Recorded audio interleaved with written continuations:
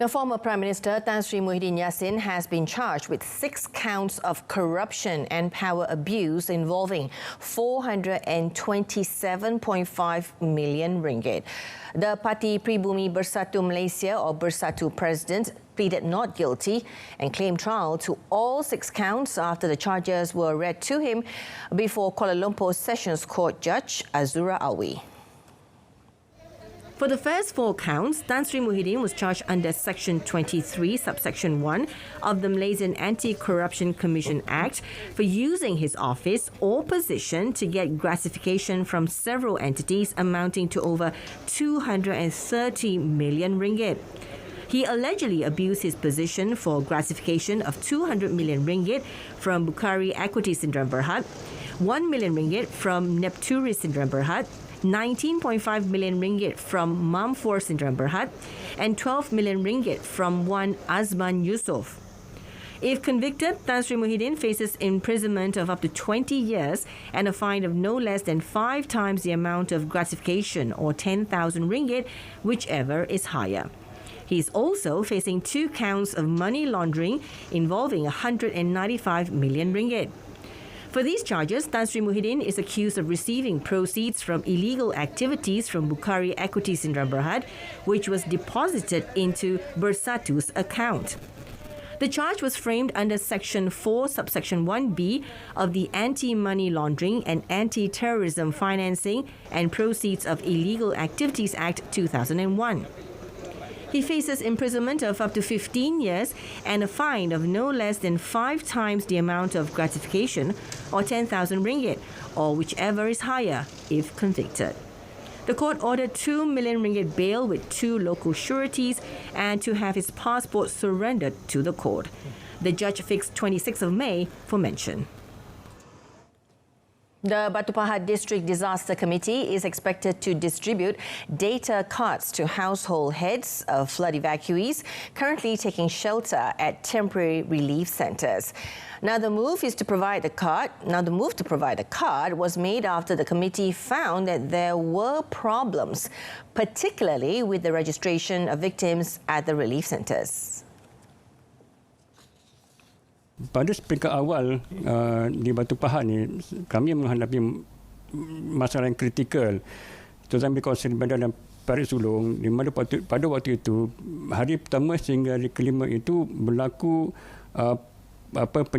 penyelamatan penduduk ke PPS yang tertentu, dan pada masa sama, PPS yang ada pada kita tu, yang telah didaftarkan, dinaiki air. Jadi, menyebabkan bila berlaku pemindahan ke PPS yang lain pula, kita ada masalah pula dari segi pendaftaran itu. Dan kita pun tak kenal siapa mereka daripada mana. Jadi itu adalah kita masalah kritikal itu nak menguruskan penyelamatan, urusan daftar. Jadi bila berlaku PPS yang tutup ini, dia memberi kesan sebenarnya pada staf-staf kita yang untuk pendaftaran. He said that currently the existing data only displays the names of victims at the centre where they had registered. Nasri said the administrators only have to enter the identity card number to know the movement of assistance given to flood victims, adding that the cards will be distributed today to all affected household heads at all relief centres in the district. As of 8 a.m. today, Batu Pahat is the worst hit district with the number of evacuees reaching 38,134 at relief centres, followed by Muar 4,057 and Tangkak 2,424. Meanwhile, 9-time Super League champions Johor Darul Takzim JDT will channel the proceeds from ticket sales of their Super League home matches this season to flood victims in Johor. JDT Chief Executive Officer Alistair Edwards said the Tunku Mahkota of Johor, Tunku Ismail Sultan Ibrahim, who is also the owner of the Southern Tigers, has instructed that proceeds from ticket sales for matches held at the Sultan Ibrahim Stadium in Iskandar Putri until the end of Ramadan month be channeled to the flood victims. He said this involves Super League matches against Kelantan, Sabah, Kedah and the FA Cup tie against PDRM. He added all the funds will be channeled to the flood victims through the district offices in Johor. The disaster, which began on the 1st of March, has so far claimed 6 lives. The rescheduled examination papers for the 2022 Sijil Pelajaran Malaysia or SPM will be from the 16th to the 22nd of March. According to Education Ministry, the rescheduling will involve candidates who were unable to sit for the examination due to the recent floods and those who were confirmed positive for COVID-19. The rescheduling will be managed by the State Education Departments or JPN. Now, MOE said information related to the date, time, code and examination papers will be notified by JPN to the candidates and schools involved. In addition, candidates are also advised to contact the Malaysian Examination Board and JPN operations rooms hotlines throughout the country to obtain detailed information on the rescheduling of the examination. The MOE will continue to monitor the flood situation and preparations in terms of logistics, examination centre readiness and invigilators to ensure that the rescheduling of the examination can be carried out smoothly and in an orderly manner.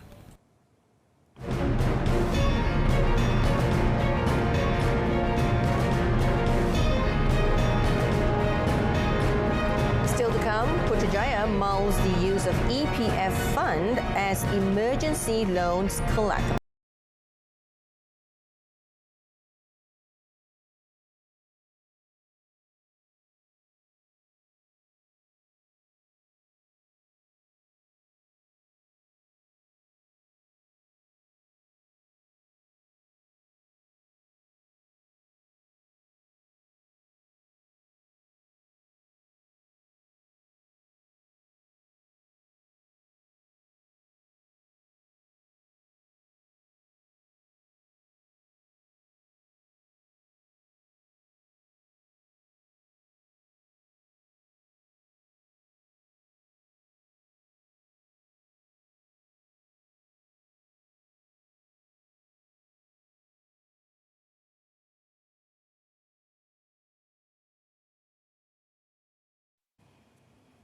Welcome back. The government is proposing to introduce a scheme which allows Employees Provident Fund or EPF contributors to apply for bank loans by using their retirement funds as collateral. Now, Prime Minister Datuk Seri Anwar Ibrahim said, however, this facility would only be for those who need money desperately.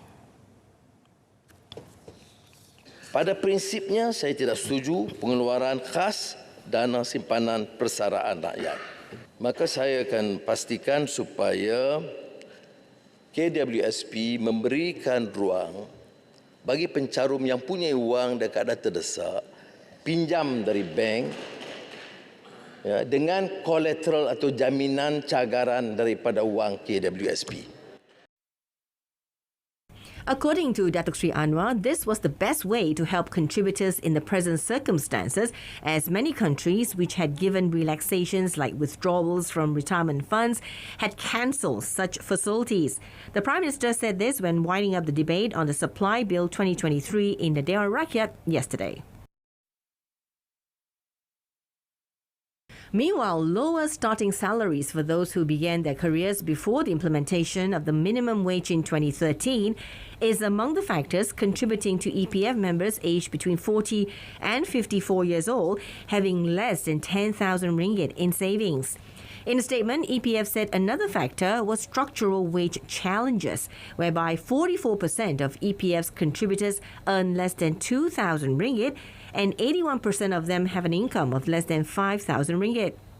The other factor is that 59% of the 2.85 million members in this age group applied for COVID-19 related withdrawals and withdrew more than 62 billion ringgit in total. As of the end of December 2022, there were 4.81 million EPF members in the 40 to 54 age range, 2.17 million of which were active members and 2.64 million inactive members. Communications and Digital Minister Fahmi Fadzil will meet courier industry players next Wednesday to comprehensively discuss the challenges facing the sector. Now, the meeting is hoped to result in improvement steps in creating healthy competition among the industry players. Kebanyakan pemain industri sektor Korea menyatakan a lot of it has to do with operational cost. Some of the perhaps what some of them might see as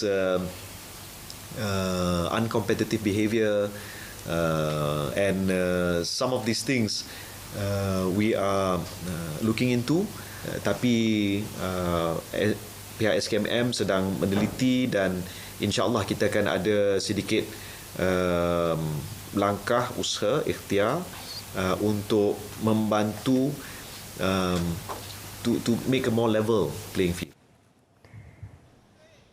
He said this in commenting on developments concerning the implementation of the National Courier Accelerator Plan or package introduced by the government in June 2021.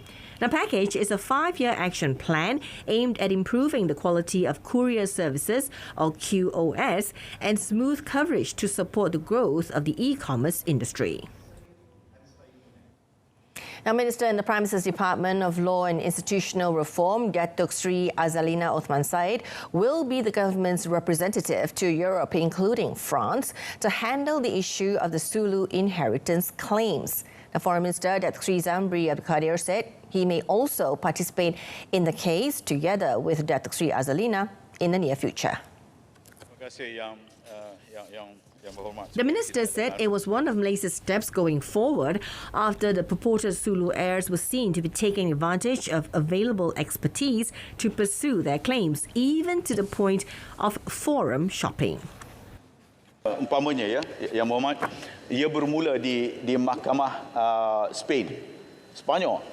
Dan mereka tahu mereka kalah, dia pergi ke negara lain pula, ke Perancis. Daripada Perancis, kemudian dia pergi ke Luxembourg. Dan dia akan pergi ke mana negara-negara macam seperti forum shopping, di mana dia rasakan bahawa ada kemungkinan keberangkalian untuk mereka mendapat kemenangan dalam kes yang ini. Ini termasuklah dalam kes yang terbaru, di mana disebutkan oleh Yang Berhormat tadi, iaitu mereka mendapat bailiff. Dan beli bayangkan yang berhormat, tanpa mereka periksa tentang kesahihan tindakan mereka itu, bolehkah satu peringkat untuk pergi cek harta benda kedutaan Malaysia?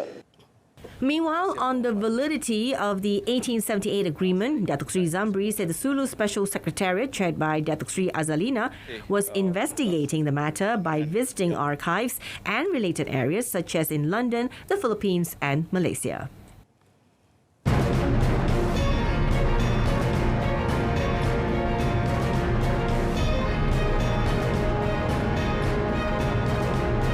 Up next, former Goldman Sachs banker sentenced over 1MDB scandal.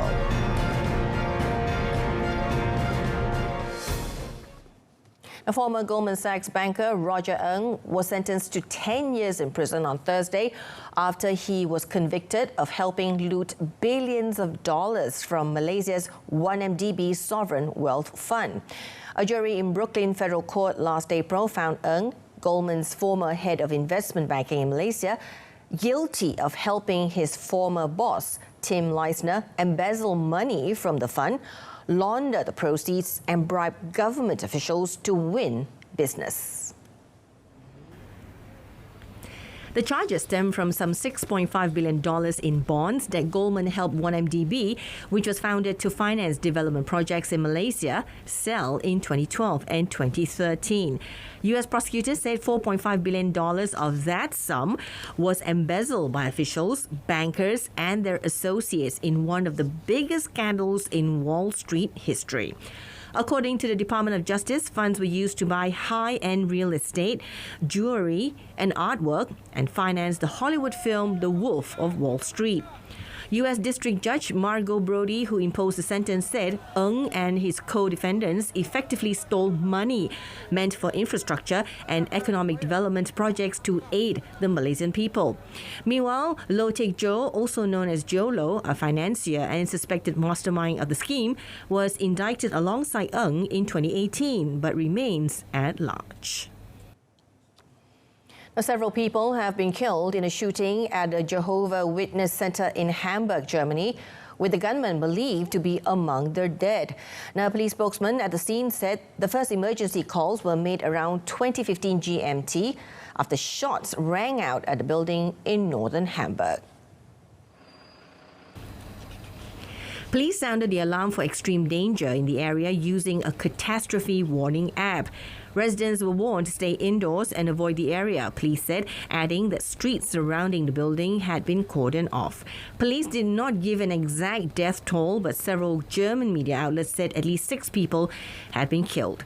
Some 175,000 people in Germany, including 3,800 in Hamburg, are Jehovah's Witnesses, a U.S. Christian movement set up in the late 19th century that preaches non-violence and is known for door-to-door evangelism.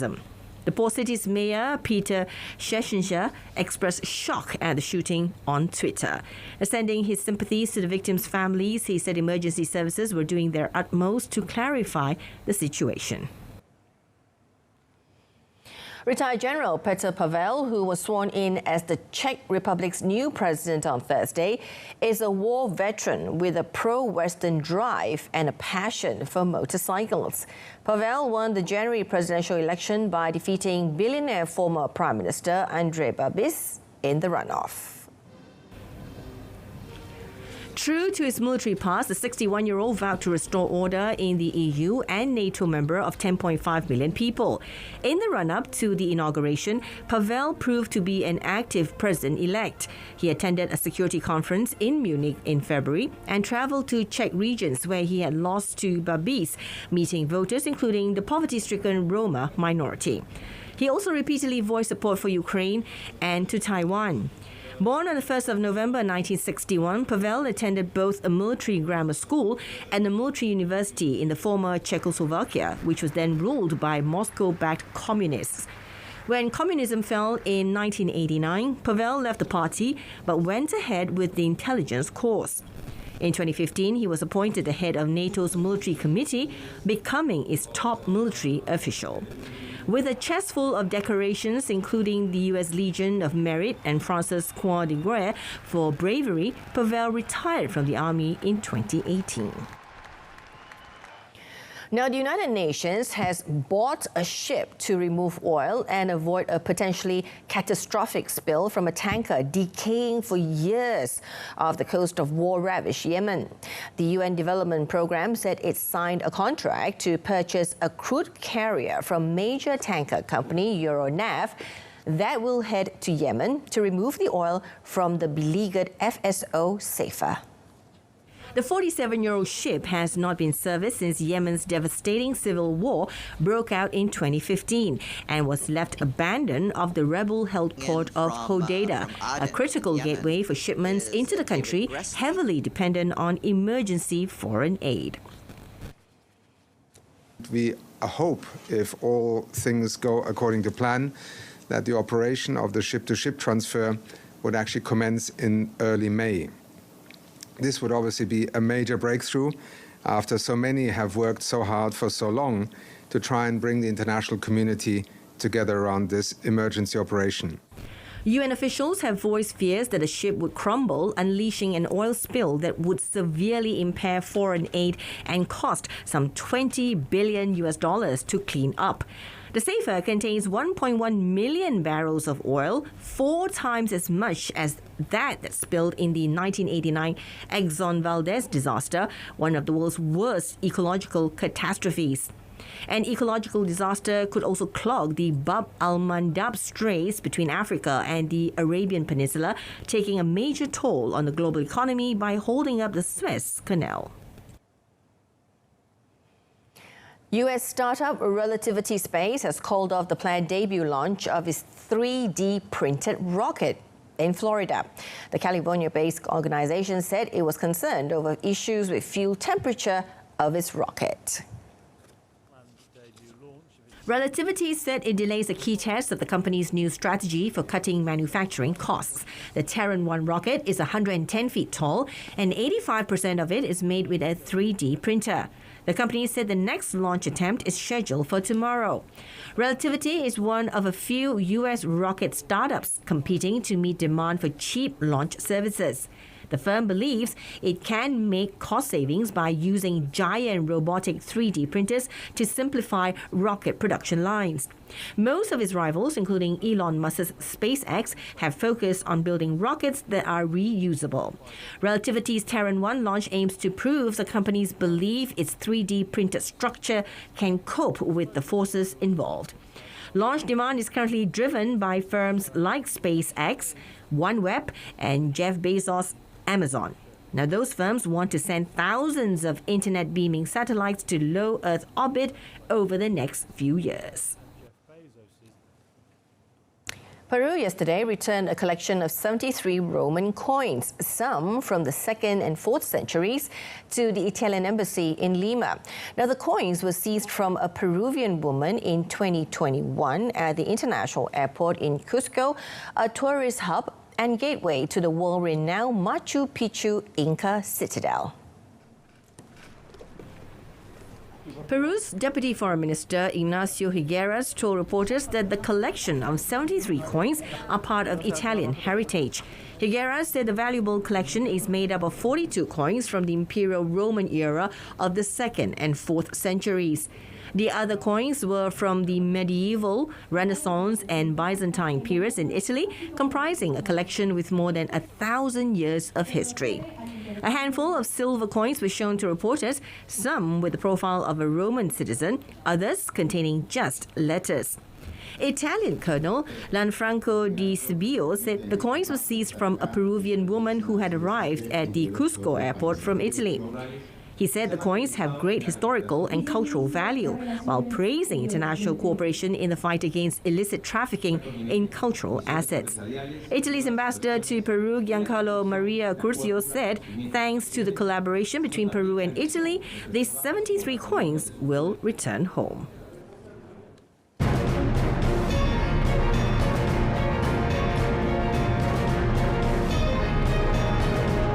Next in sport, Jia humbled with German Open exit.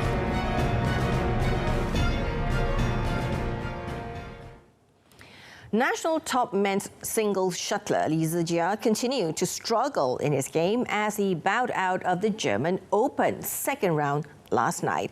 Now, the world number 4 failed to live up to his billing as the tournament's top seed, losing 21-15, 20-22, 21-23 to world number 49, Li Jiahao of Taiwan in 57 minutes in Mulheim. The 24-year-old Li Zijia, the 2021 All-England champion, had started the BWF World Tour Super 300 tournament by thrashing Denmark's Magnus Johansson 21-11, 21-5. Since winning the 2022 Thailand Open title last May, Zijia has yet to taste victory in any tournament. He also failed to reach the quarterfinals in his earlier 3 tournaments this year, with a first-round loss in the season-opening Malaysia Open in January, followed by second-round exits in India Open and Indonesia Master. The independent player, who is playing without a coach, is next expected to compete in the All England in Birmingham from 14th to the 19th of March and Swiss Open in Basel from the 21st to the 26th of March. Meanwhile, women's singles player Goh Jin Wei was also shown the exit, going down 13-21, 10-21 to Pornpawi Chochuwong of Thailand. However, mixed doubles pair Chen Tangjie and Teo Yi Wei brought cheers to the Malaysian camp by cruising into the last 8. The duo stunned 6th seeds Seo Seung Jae and Chae Ju Young of South Korea 21-11, 24-22, and will next face another Korean pair, Kim Won Ho, Jeong Na Yoon. Let's take a look at tennis. Ben Shelton appeared to be back on track as he moved past Fabio Fognini in his Indian Wells debut on Thursday. The 20-year-old sparked interest when he reached the quarterfinals of the Australian Open in January, only to suffer first-round defeats in Delray Beach and Acapulco in the lead-up to the Masters 1000 event in Southern California. The first round curse is now a thing of the past as the young American displayed a powerful forehand in front of a home crowd to send the Italian packing 6-3, 6-1 in an hour and 10 minutes. The second round could prove tricky for Shelton when he faces compatriot and defending champion Taylor Fritz. Earlier, three-time Grand Slam champion Stan Wawrinka fired 17 winners in a 6-4, 1-6, 6-1 victory over Australian qualifier Alexander Vukic to set up a second-round clash with 26th-seeded Momir Kecmanovic of Serbia.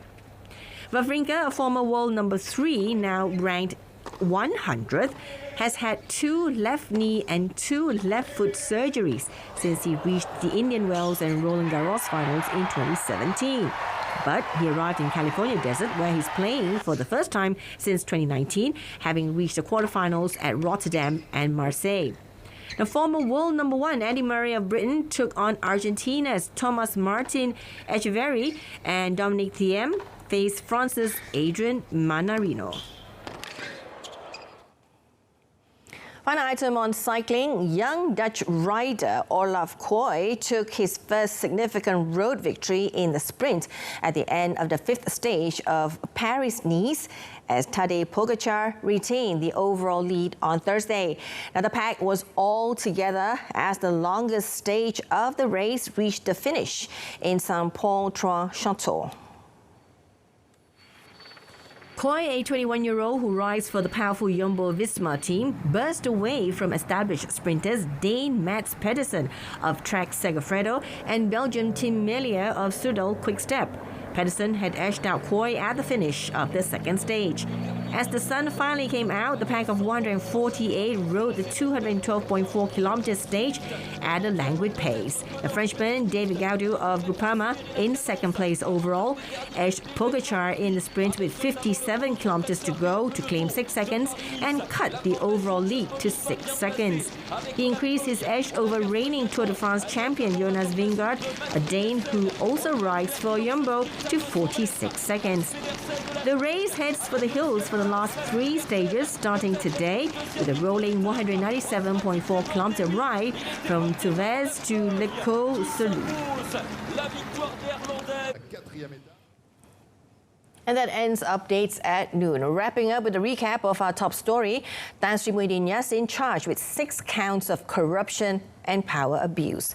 Tune in to News at 10, coming up at 10 p.m. on My Free Views Saluran Berita RTM channel 123.